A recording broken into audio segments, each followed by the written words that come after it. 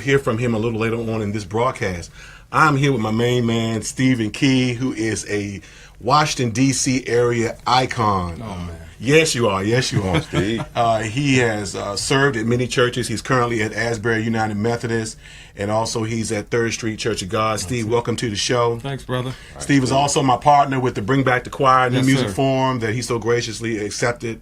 It's been a blessing to this area already, and we're looking forward to the next one on April the 28th at the Fort Foot Baptist Church. Steve, let's talk about the early years. Let's get into some things a lot of people probably don't realize about you, but how did you start playing? Well, I have to attribute a lot to just being brought up in a home that had music. My mom's a Howard grad music student. My dad was a singer at the choir. He was a choir business manager. Is that right? And that's when choirs had business managers. Right. And so being brought up, we had a piano in the home, and I'm told that I was able to kind of hear things on TV and just go to the piano and start picking out notes. So it started very early. You wasn't going to get around that, huh? At all. Where'd you go to school at? Grew up in Prince George's County. Graduated from Largo High. Largo. Go Lions. And then on to UMBC. Go Retrievers. UMBC just shocked the world this weekend. Yes, sir. They did. Sending Virginia home, and then they went home. But we went. You went. Right. Come on, now, you gotta be in the game. In the room. There you go. You gotta be. And you have composed a lot of pieces. You have been a long-standing attendee of the Edwin Hawkins Music and Arts Seminar. But let's talk about your writings. I mean, you really write some great music, great service music. Yes, sir. And you just recently, last year, has had a collection picked up by GIA, right? Yeah, 5 of my pieces compiled together, service music. Right. I feel like, introits, processionals, offertory selections, that kind of thing. And so they had been asking me to submit some work to them, and decided to just kind of compile those things into one offering. So which church did you start directing choirs at? Well, 3rd Street Church of God in Washington, D.C. is my home church. I grew up there, and I think I probably started playing for the children's choir maybe like age 7 or 8. So that was my first attempt at playing for a choir. And then my first job playing for a church outside of 3rd Street was probably back in the early 80s, mid 80s. Hemingway AME. And all right DC. now. And it was a quick story, odd how that happened. They had a musician who was a college student, and she was going to be leaving for summer break, and she needed somebody to sub for her. And I don't know how we connected. It was either through maybe WHUR or some radio connection, I need a musician kind of thing. And so she contacted me, and I went, interviewed with the church, and that was the beginning of me playing for churches outside of my home church. Okay. Now, you still have a day job, too, right? Yes. Federal employee of 31 years Whoa. at this point. Looking for retirement That one pension day. is funded. That's what I'm talking about right there. One day. So, What is your advice for musicians who want to be full-time? want to be full-time in music? Yeah. If you can find a way to make it happen, do it. It's definitely because it's your passion and that's something that you want to spend a lot of your time doing. I would just caution you to know that one day you're going to have to retire from something. Right. And as a musician, you kind of just work until the very end. That's it. And so if you don't have that in your mind that I'm always going to have to be doing this, I'm always going to have to be at it. Find something that you can get a pension from one day. That's absolutely. First song you've ever taught to a national body? That was 1992 at the Edwin Hawkins Music and Arts Seminar. Wow. What was the name of the song? Waiting Patiently. Waiting Patiently. Let's talk about your mom. She still ministers music of the 3rd Street Church of God. Is she still enjoying herself? She is, and she often talks about retiring, and I tell her, you don't retire from the Lord's service. And that's because she thinks that I'm going to take the baton from her when she's ready to pass it on. And, that's right. It's a great position, but I'm not looking to be in that lead just yet. So I can encourage her to keep doing the work. Well, we want to encourage you, Miss Key, to continue on being the minister of music of the 3rd Street. Amen. As long the people are enjoying you and still appreciate your work, why not? Amen. Keep it going. You know what I'm saying? You play any other instruments? So growing up, I started off on the violin. I actually played in the DC Youth Orchestra for about 10 years, from late 70s to early 80s. And then in high school, when I got to Largo, they didn't have an orchestra, so I switched over to the clarinet so that I could play in a band. Okay. Wow. Let's talk about Edwin Hawkins. Yeah. His ministry, his legacy as it pertains to you. Share whatever's in your heart. Great loss. Just, I can't say enough about what he did away from music, just in terms of shaping with manners and mannerisms, and just such a gracious man, gentleman. And of course, in the music industry, we all know of his great work, starting with Oh Happy Day and down through the years. And the seminar itself has been a great aggregation of musicians from all across the country, and some of my lifelong friendships really have formed as a result of having been at the seminar for all those years. And we will definitely miss him, I tell you. Oh, absolutely. I was sharing you the story about my interaction with him and Walter, and I've interacted with. Well, I haven't interacted with Shirley Miller or his sister, but Walter, Edwin, and Tremaine. During my 20s, I did a lot of playing for them, and each one of them are different. As Jerome Bell was saying, each one of them are distinctly different, personality-wise. Yeah. So as far as the family's concerned, do you have relationships with them as well?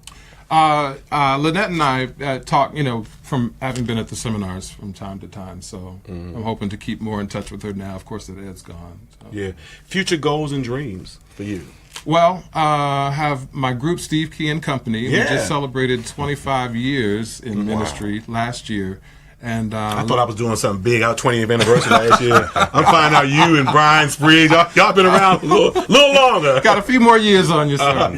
Yeah. So the group's still doing well, and we're looking to do some new music in the upcoming year. How many albums have you done?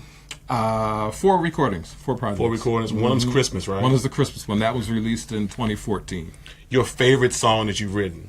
Wow. The one that blesses you the most? Wow. That's kind of like the favorite child question. Although I don't have children. Well, I'm just off the top of my head. I'll say my arrangement of the Lord's Prayer, and that's only. I remember that. Yeah, Thomas Tyler we used to do that all the time at WPAS. Yeah. Oh man. So, as far as Edwin's concerned, your favorite, the one song that Edwin did that didn't become popular that really blessed you. Wow. I got mine, but do you have? That didn't become popular. Yeah. We do albums, but maybe a song or two becomes well known. His early stuff on Imagine Heaven, going to a place, Imagine Heaven. So for me, during Easter season, I'm doing So We Learn. That's my favorite. And actually, Walter wrote that, right? Yeah, right. But that's my favorite song by them because I was there, when that song was recorded and playing with them. But it's just such a deep song. Yeah. Edwin and Edwin and Walter, they just kind of interchangeably, and it was interesting how Jerome said, it depends on which group who was in charge. Right. They had clear rules on who did what. Yeah. Were you ever around in terms of a disagreement between them two? No, because they were very much let each person do what they were supposed to do, and they didn't get in each other's way. Worked just like brothers. What's your advice for young artists in the DMV area who are trying to break out, who are trying to do their thing? You have any words of wisdom? Be dedicated to ministry. Industry is great, but be dedicated to ministry. I think industry things will come and go, but the ministry itself is what will continue to carry us through. I like that. How do you feel about the way church music is going right now? Are you worried? Are you concerned about anything, or do you think everything is going to go in a circle? I don't know that it's going in a circle. Only because if we look at that, then what that means it's going to eventually go back. Right. And I'm not sure we want that. Right. But what I'm afraid of is that we're not taking the things that are in the past along with us. And so I have some concerns there in terms of musicality. I think back to probably 20 years before me, and choirs, you had to have a certain level of experience at sight reading and choral things, and to bring that forward into once the gospel came on the scene, then add that to that and then keep it moving forward. But it seems like we're going to needing less in terms of musical training to do church music, and that concerns me. Okay, so I'm a young musician. I'm 22, 23, and I'm playing in a church, and I come to you and I'm saying, listen, I am where I am. Church music is where it is. What's your advice for me right now? I may be doing mostly worship music, some CCM, right? And we'll do a hymn at a funeral. You know what I'm saying? Yeah. Look to the next level. See what it is that you're lacking that's at that next level, and do everything that you can to move in that direction. If it's if you're just learning to read, increase your reading. I tell people that reading music is just like reading a book. When you first learn to read, you push the letters until you figured out what letter meant what, and then put it together. It's the same way with music, and so that's what I would say. Look at the next level, see how far you are from that next level, and figure out what it is that you need to do to get there. Okay. Just going by. I have become a big fan of yours in terms of songwriting. Let the words in my mouth. Psalm 19:14. Great song. Great song. And what advice would you have for songwriters? If you're not in the Word, get in the Word. Okay. Only because the subject matter. It's great to write about life experiences, and certainly we need those kinds of songs. And even in terms of pop music and experiential kinds of things. But in terms of gospel, it's based on the Word, and so make sure that what you're writing makes sense and is based on something and not just your personal opinion or feeling. Thanks for being on the show. Thank you for having me. I want to let you all know that if you need somebody to transcribe your music, Stephen Key is the man. He's the number one guy. He's probably overwhelmed, but still, he's an excellent transcriber, excellent musician. You're an excellent human being. I appreciate you being on this show.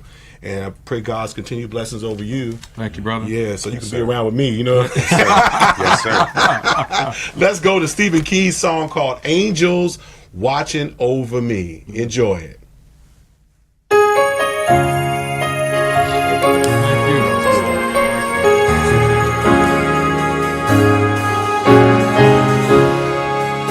When I wake up in the morning, I know it's because of you.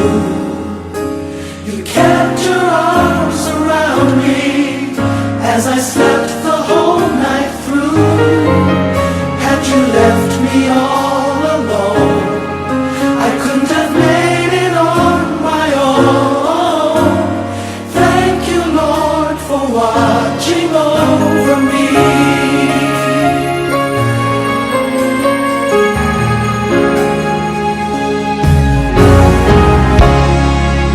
As I go throughout the day and I try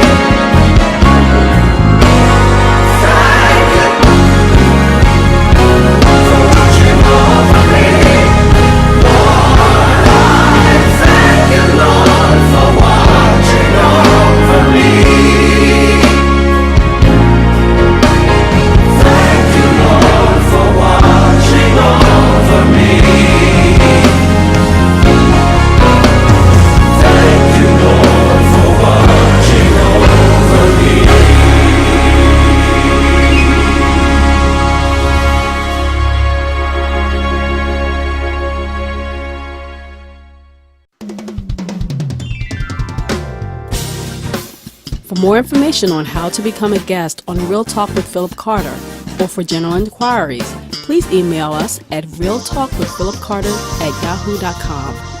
Tune in next Monday for another edition of Real Talk with Philip Carter.